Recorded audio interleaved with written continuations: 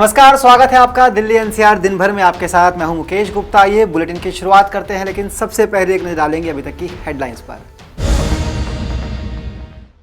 दिल्ली वालों के लिए राहत भरी खबर। विशेषज्ञों की माने तो राजधानी दिल्ली में बन चुकी है हर्ड इम्यूनिटी। दिल्ली विधानसभा में मिली है गुप्त सुरंग। लाल किले से जुड़ा है सुरंग का हिस्सा, आम लोगों के लिए खोलने की तैयारी।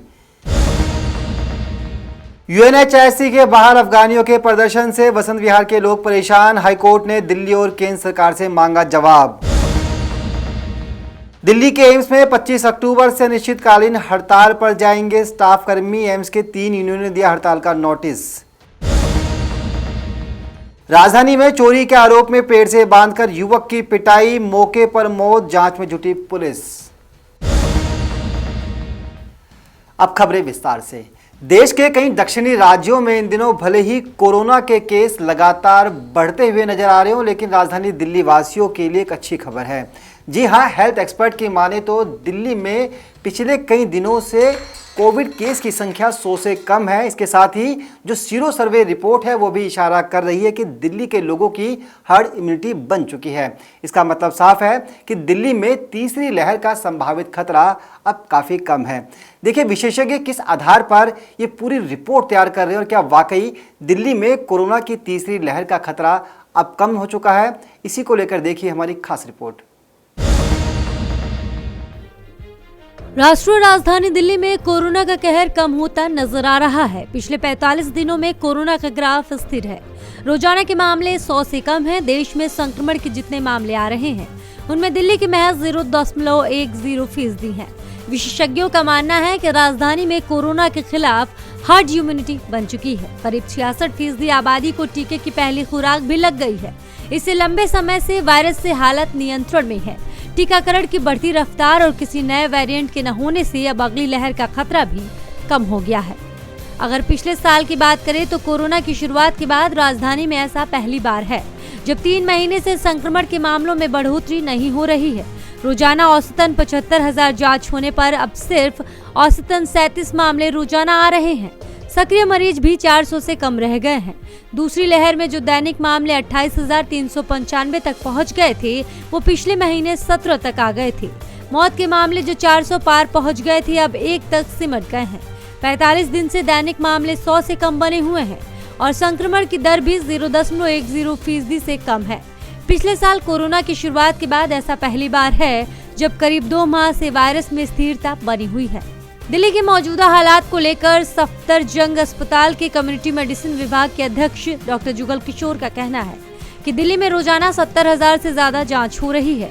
बावजूद इसके मामलों में कोई इजाफा नहीं हो रहा है। इसका मतलब ये है कि अब संक्रमित होने के लिए कुछ लोग बचे हैं।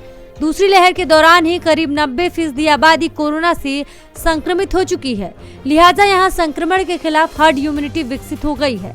यही कारण है कि वायरस का प्रसार नहीं हो रहा है और लंबे समय से हालात अच्छे बने हुए हैं। डॉक्टर किशोर का कहना है कि मौजूदा समीकरण को देखते हुए दिल्ली में तीसरी लहर नहीं आएगी, क्योंकि अधिकतर लोग संक्रमित हो चुके हैं। करीब 66% आबादी को पहली खुराक भी लग चुकी है। इसके अलावा कोई नया स्ट्रेन भी नहीं आया है। उन्होंने कहा कि अगली लहर तभी आ सकती है जब कोई ऐसा स्ट्रेन आए जो वैक्सीन से बनी इम्यूनिटी को चकमा दे और उसका प्रसार तेजी से हो।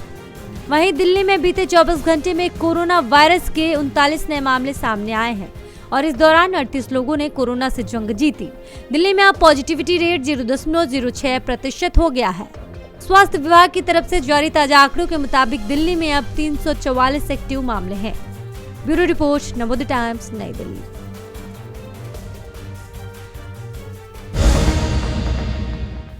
दिल्ली विधानसभा के अंदर एक गुप्त सुरंग मिली है। ये सुरंग दिल्ली विधानसभा से लाल किला तक जाती है।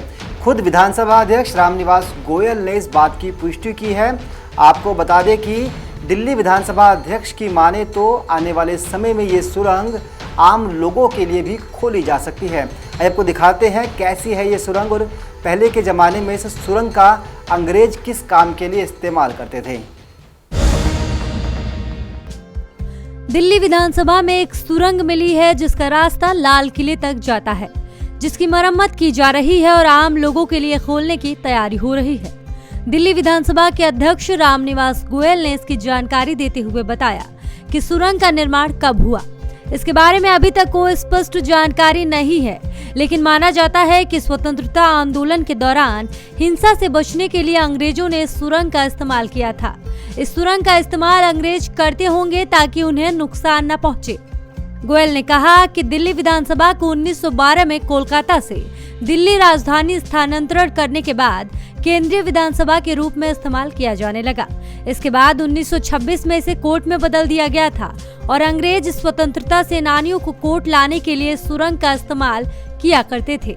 सभी को यहाँ फांसी दिए जाने वाले कमरों के बारे में पता है, लेकिन इन्हें कभी खोला नहीं गया। अब आजादी के 75वें साल पर मैंने उस कमरे का निरीक्षण करने का फैसला किया। हम उस कमरे को स्वतंत्रता सेनानियों के मंदिर के रूप में श्रद्धांजलि देने के रूप में बदलना चाहते हैं। इसके लिए काम भी शुरू कर दिया गया है। उन्होंने आगे कहा कि संग्राम में इस जगह का इतिहास बहुत समृद्ध है। हम इसे रेनोवेट कराना चाहते हैं ताकि पर्यटक हमारे इतिहास के बारे में कुछ जान सके।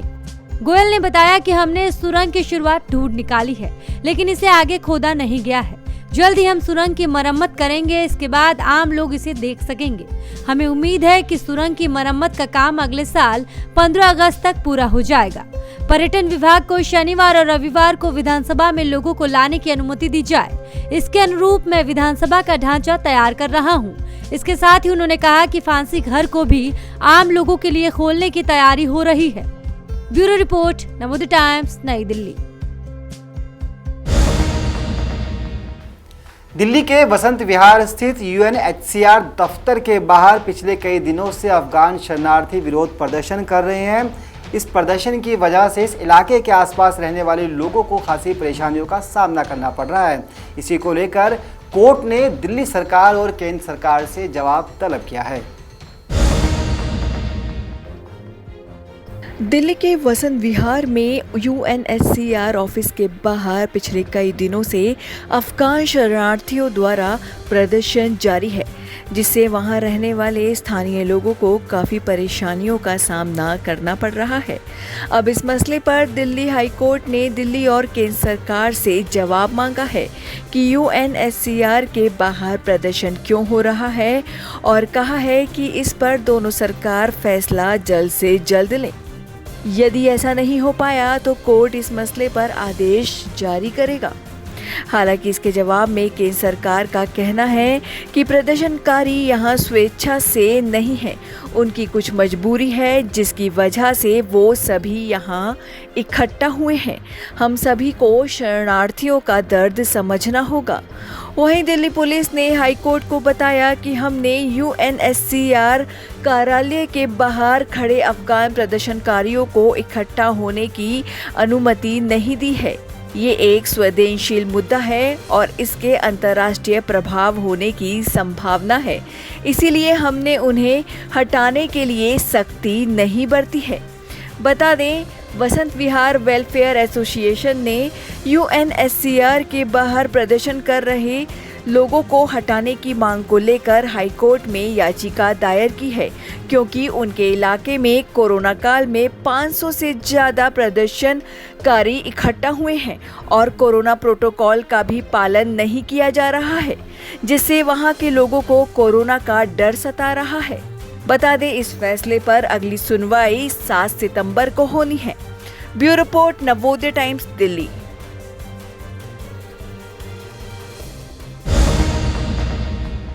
देश के सबसे बड़े सरकारी अस्पताल एम्स में 25 अक्टूबर से अनिश्चितकालीन हड़ताल शुरू होने जा रही है। आपको बता दें कि यहाँ के अलग अलग डिपार्टमेंट के स्टाफ कर्मी अपनी कई मांगों को लेकर 25 अक्टूबर से हड़ताल पर हैं।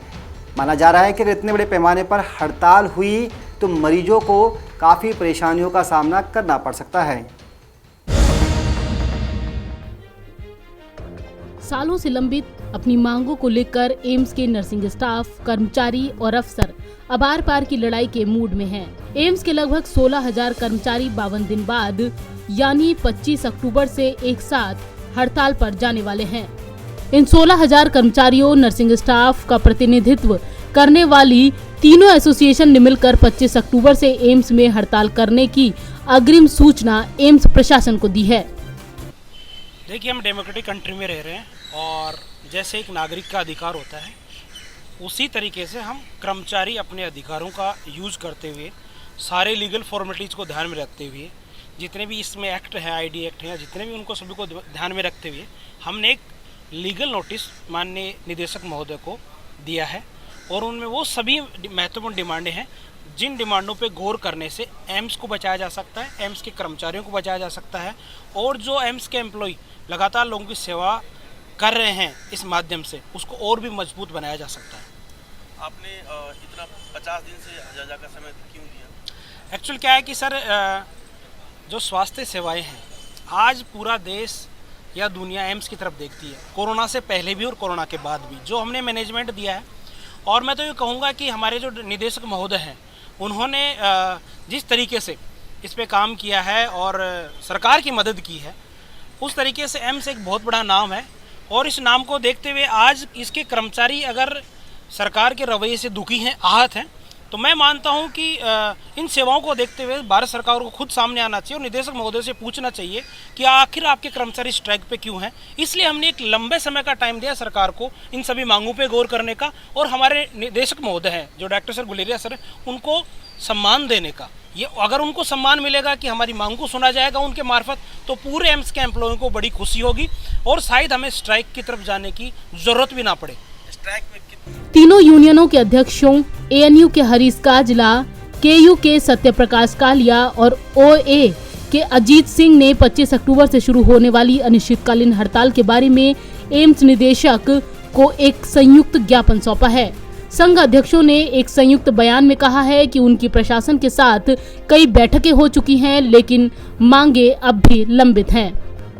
अस्तित्व है और इससे हमारे एम्प्लॉयज़ की बहुत सारी जो समस्याएं हैं वो जुड़ी हुई हैं क्योंकि ये सालों से चला आ रहा है। अब जैसे कि एक सरकार कोई भी, जैसे हमारी हेल्थ मिनिस्ट्री है, हेल्थ मिनिस्ट्री कोई एक कमेटी बनाती है और 10-12 साल से उस कमेटी के ऊपर कोई काम नहीं होता और उसके ऊपर 50 से 60 लाख रुपए खर्चा भी किया जाता है जिसका नाम था कोऑर्डिनेशन कमेटी, जो आज तक कहीं भी लागू नहीं हो पाई है, उसका कहीं भी वजूद आज तक बन नहीं पाया प्रॉपर।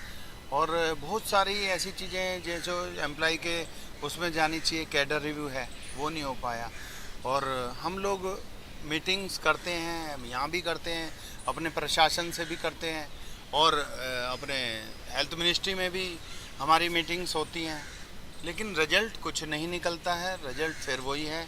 और अब हमारी ऐसी कोई चीज़ें हैं ही नहीं कि हम एक्स्ट्रा ऑर्डिनरी कोई चीज़ कर रहे हैं, हम तो एक अपना हक मांग रहे हैं। बेसिकली जो अल्टीमेटम हम तीनों एसोसिएशन ने दिया, तीनों यूनियन ने दिया है, वो कर्मचारियों के अस्तित्व के बचाने की लड़ाई है। मुद्दों जितने भी हैं वो काफ़ी लंबे समय से पेंडिंग है लेकिन मुद्दे इतने इम्पोर्टेंट नहीं हैं। जब कर्मचारी ही नहीं बचेगा तो मुद्दों का क्या करेंगे। हमेशा हमें आश्वासन मिले हैं और आश्वासनों के साथ कुछ नहीं मिलता। डायरेक्टर साहब फाइलें भेजते हैं और वहाँ मिनिस्ट्री से एक्सपेंडिचर जाती हैं, वहाँ वो वाली बात है जैसे कहावत है ना कि गंगा की हड्डियाँ वापस नहीं आती, तो वहाँ से फाइलें कभी आती ही नहीं है। तो मुद्दा बेसिकली कर्मचारियों के अस्तित्व को बचाने का है। कर्मचारी आज की डेट में बहुत सफरर है और एम्स प्रशासन तरह तरह की चालें चलता है लेकिन काम नहीं करता। इससे पहले ऑफिसर्स एसोसिएशन ने कैडर समीक्षा और अन्य की मांगों के साथ पिछले महीने प्रशासन को एक ज्ञापन सौंपा था। इसमें कहा गया था कि कैडर समीक्षा 1992 नहीं की गई है और केंद्रीय स्वास्थ्य मंत्रालय और एम्स प्रशासन को इस मामले पर गंभीरता से विचार करना चाहिए। साफ है कि अगर एम्स की इन तीनों एसोसिएशन की मांगे नहीं मानी गईं, तो 25 अक्टूबर से एम्स में भर्ती मरीजों और परिजनों को परेशानियों से दो चार होना पड़ सकता है। दिल्ली से नवीन कुमार के साथ संगीता सिंह की रिपोर्ट, नवोदय टाइम्स। राजधानी दिल्ली के नरेला इलाके से एक संगीन मामला सामने आया है। यहाँ पर एक शख्स को चोरी के आरोप में पेड़ से बांधकर इतनी बुरी तरह से पीटा गया कि उसकी मौत हो गई। फिलहाल पुलिस इस मामले में जांच में जुटी है। दिल्ली में एक कथित चोर को पेड़ से बांधकर सजा दिए जाने का मामला सामने आया है। दरअसल आउटर दिल्ली के नरेला इंडस्ट्रियल एरिया में गुरुवार की सुबह चोरी के आरोप में एक युवक की पेड़ से बांधकर पिटाई की गई। उसी दौरान तेज बारिश आ गई और पिटाई करने वालों ने उस शख्स को बारिश में पेड़ से बंधा ही छोड़ दिया और वहां से फरार हो गए।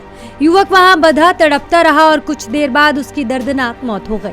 नरेला इंडस्ट्रियल एरिया थाना पुलिस ने मौके पर जाकर शव बरामद कर लिया। पुलिस ने शव कब्जे में लेकर पोस्टमार्टम के लिए भेज दिया है। ये जवान लगभग 20-21 साल का अननोन आदमी जिसको पुलिस लेके आई थी, इसके पूरे शरीर पे गहरे जख्मों के निशान और ये बेहोशी के हालत में हमारे पास आया। कोई बीपी या पल्स कुछ भी नहीं मिल रहा था। इलाज के दौरान ये चले गए, हम इनको बचा नहीं पाए। ट्रीटमेंट किया तो कैसी कंडीशन थी उसकी? क्या कंडीशन दयनीय थी, बिल्कुल कुछ भी नहीं मिल रहा था इसका। बहुत मुश्किल से हमें एक नस मिली, बस पुतलियाँ चल रही थी इसलिए हमने इलाज किया, वरना और शरीर में कहीं भी कोई जीवन के संकेत नहीं थे। क्या लग रहा था सर, कैसे मौत हुई है? ये चोट लगने के बाद खुले में बारिश के नीचे बंधा रहने के कारण मौत लग रही है। पुलिस के मुताबिक चोरी के आरोप में मारे गए इस शख्स की अभी तक पहचान नहीं हो पाई है। फिलहाल नरेला इंडस्ट्रियल एरिया थाना पुलिस पूरे मामले की जांच में जुटी है। आसपास की फैक्ट्रियों में काम करने वाले कुछ लोग हिरासत में लिए गए हैं। साथ ही आसपास लगे सीसीटीवी और उनके डीवीआर भी पुलिस ने अपने कब्जे में लिए हैं। फिलहाल चोर की शिनाख्त नहीं हो पाई है। दिल्ली से नवोदय टाइम्स के लिए अनिल कुमार की रिपोर्ट।